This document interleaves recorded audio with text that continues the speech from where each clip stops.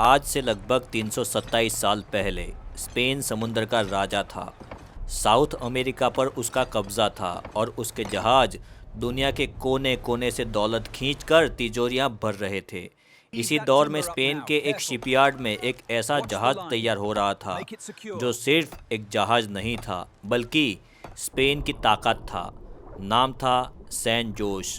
150 feet लंबा और करीब 1000 टन वजन। हर एक लकड़ी का टुकड़ा सोच समझ कर लगाया गया। हर एक कील इस तरह जड़ी गई कि समुद्र के सबसे खतरनाक तूफान भी इसे हिला ना सके। महीनों की मेहनत के बाद ये जहाज तैयार हुआ। ये जहाज अपनी साइज और अपनी ब्यूटी के लिए नहीं बल्कि अपनी मजबूती के लिए जाना गया। जहाज इतना बड़ा था कि खाने पीने का ढेर सारा सामान भी इसमें समा सके और इतना मजबूत कि लंबी से लंबी समुद्री यात्रा भी कर सके। इस जहाज का एक ही मकसद था, साउथ अमेरिका से सोने चांदी और कीमती धातुएं स्पेन तक पहुंचाना। उस जमाने में साउथ अमेरिका स्पेन के लिए सोने की खान था। वहां से कीमती चीजें कलेक्ट होती थी और सैन जोस जैसे दूसरे जहाज इसे स्पेन तक पहुंचाते थे। ये जहाज साउथ अमेरिका के एक बंदर पर खड़ा है। उसमें सोना, चांदी और कीमती चीजें भरी जा रही है। आज के हिसाब से तकरीबन 17 बिलियन डॉलर का सामान इसमें था। एक अकेले जहाज में इतना सारा पैसा। जहाज का वजन इस खजाने की वजह से काफ़ी बढ़ गया था, पर उसे ऐसे डिज़ाइन किया गया था कि ये वेट उसके लिए कुछ भी नहीं था। जहाज पर लगभग 600 से 700 लोग सवार हुए, जिसमें ज़्यादातर नेवी के जवान और सैनिक थे, क्योंकि इतने सोने के साथ अकेले समुद्र में निकलना मतलब खतरे को दावत देना था। जहाज के निचले डेक में गोला बारूद भी भरा गया, अगर कोई हमला करे तो उसे मुंह तोड़ जवाब दे सके। और फिर 1708 में ये जहाज समुद्र में उतरा। कोलंबिया से स्पेन की तरफ ये जहाज रवाना हुआ। जहाज पर सवार हर एक इंसान के दिल में एक ही ख्याल था, अपना देश, अपना घर और ये बेशुमार दौलत।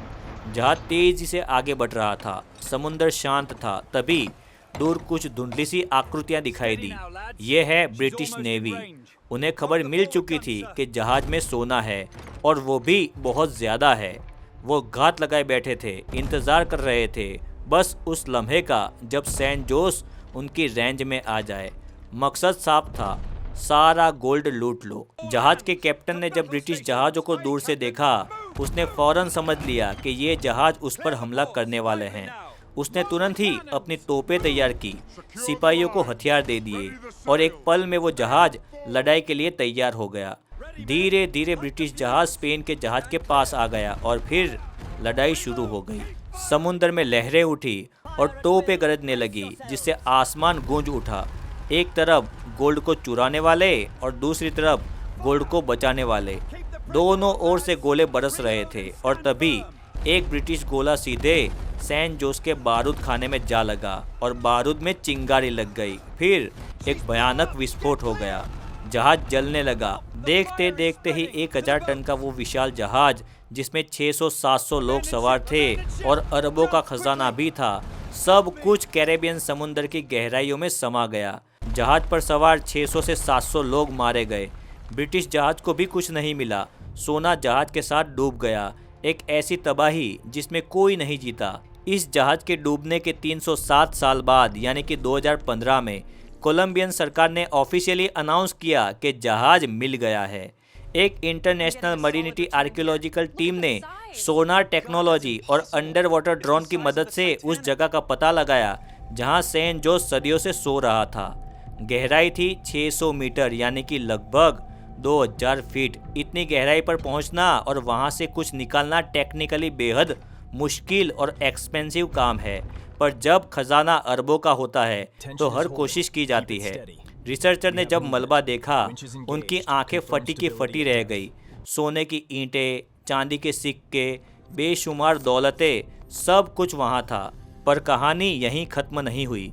जहाज के मिलते ही एक नई जंग शुरू हो गई। इस बार तोपों से नहीं, कानून से। कोलंबिया का कहना है कि जहाज हमारी जल सीमा में डूबा, हमारे समुद्र में है, इसीलिए सारा खजाना हमारा है। इधर स्पेन का कहना है कि जहाज हमारा ही था, उस पर झंडा भी हमारा है और ये सोना हमारे लिए ही आ रहा था, इसीलिए ये हमारा है। आपके हिसाब से इस दौलत पर किसका हक होना चाहिए? कमेंट करके ज़रूर बताना। वीडियो अच्छा लगा हो तो वीडियो को लाइक करना, चैनल को सब्सक्राइब करना। Thank you.